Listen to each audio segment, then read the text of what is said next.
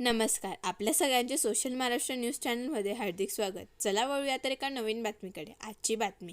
गुढीपाडवा निमित्ताने भव्य शोभायात्रेचे आयोजन करण्यात आले असून रविवार दिनांक 30 मार्च रोजी सकाळी 8 वाजता एकविरा देवी मंदिरापासून शोभायात्रा निघणार असून यात हिंदू समाज बांधवांनी मोठ्या संख्येने उपस्थित राहावे असे आवाहन धुळे शहराचे आमदार अनुप अग्रवाल यांनी केले. जय श्रीराम. मी 30 तारखेला होऊ घातलेल्या हिंदू नववर्षाच्या निमित्ताने तमाम धुळेकर हिंदू नागरिकांना विनंती करतो का 30 तारखेला एकविरा माता मंदिर येथून भव्य गुढीपाडव्यानिमित्त शोभायात्रा निघणार आहे.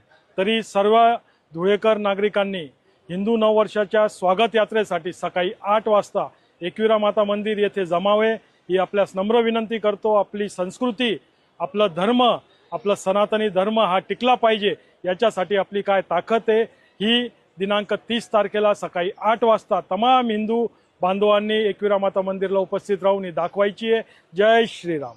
बातमी आवडल्यास चॅनलला लाईक व सबस्क्राईब करा व दररोज अशा नवनवीन बातम्या पाहण्यासाठी चॅनलला फॉलो करा. धन्यवाद.